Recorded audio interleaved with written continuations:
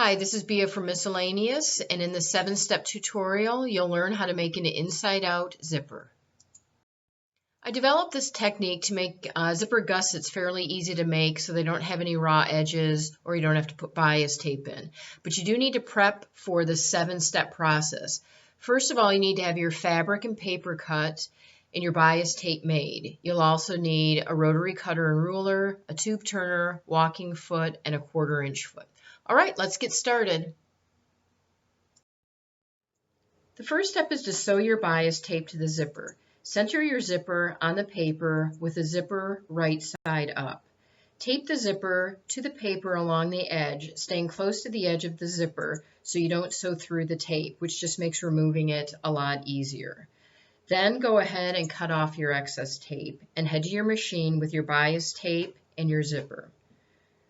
Place the zipper wrong side up, and then place the narrow edge of the bias tape wrong side up, lining it up along the right edge of the paper. So yes, you're going to use the edge of the paper as your guide, not the edge of the zipper. Once everything's lined up, sew the bias tape to the zipper in the crease. The walking foot helps keep this from stretching and shifting. This is what the back will look like. And you can see right here is my zipper pull.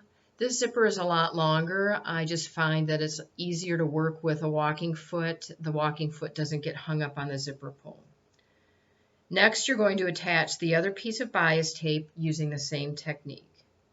This is what it will look like from the right side. And you can see here I didn't sew through any tape, but if you do, just carefully use a seam ripper to remove the tape. Then you're going to remove the paper. I do the sides first, then the middle. And I have some bits of tape here, and I just remove that with a seam ripper. On to step 2, wrapping the bias tape around the zipper. This is what your zipper should look like from the right side. Don't worry if your bias tape is a little uneven, we'll fix that later. Now head to your machine and wrap the bias tape around the zipper as shown.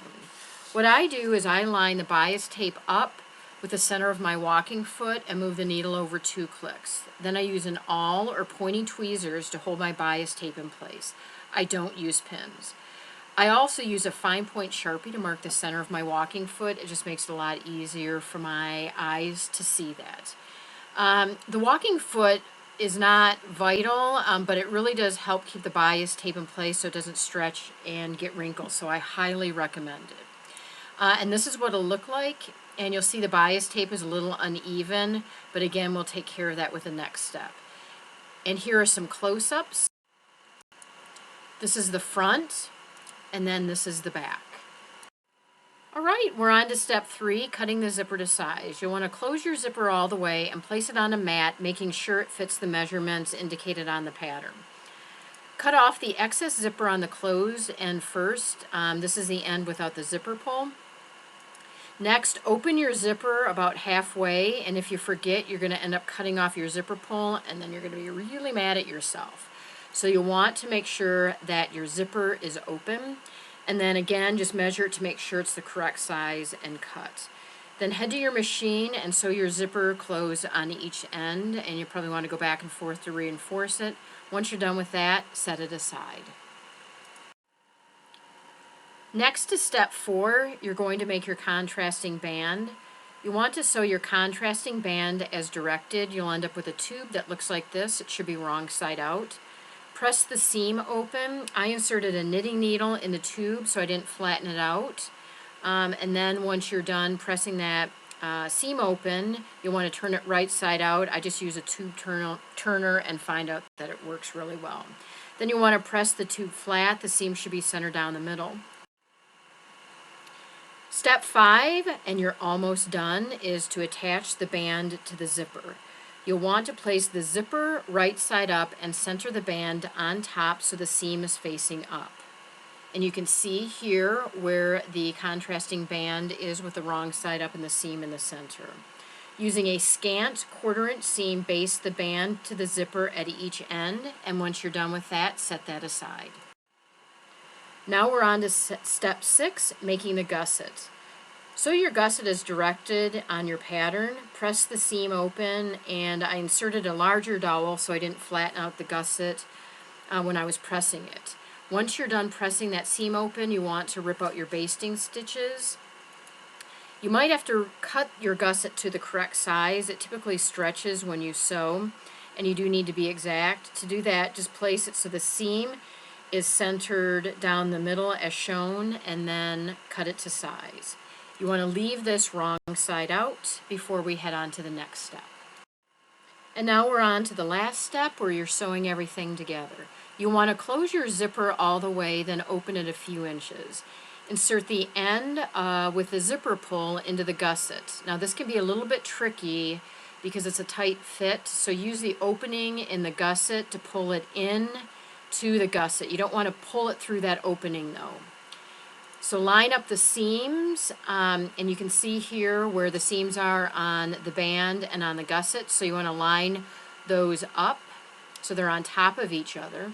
And then you are going to sew the ends of the zipper and the end of the gusset, sewing it closed with a 1/4 inch seam. You'll probably want to go over this a few times to strengthen the seam, and then repeat this for the other side. I've had to use needle nose pliers to help me reach in and pull the other end of the zipper out so it lines up with the gusset. And then this is what it will look like when you are done. You want to carefully clip your 4 corners, and now for the magic to happen. You'll want to reach inside the opening in the gusset and pull the zipper and contrasting band out, and this is what it will look like.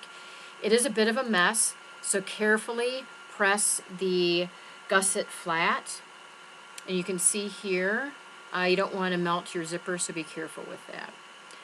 So now let's sew the band to the gusset. This is what hides the opening in the gusset. At your machine, center the contrasting band on top of the gusset. I line the edge of the band with the center of my walking foot and move my needle over 2 clicks. To keep the band centered, sew around the perimeter of the band, going slowly and making sure it stays in the middle. You are done. When you're done, one end of your zipper should look like this, and the other one will look like this. You'll use the inside out technique on I Love Sports, the Smartphone Wallet Extra, and the Tech Tote and other miscellaneous patterns. This is Bea from Miscellaneous. Check out my blog, miscellaneousteachessewing.blogspot.com, for more free patterns and video tutorials.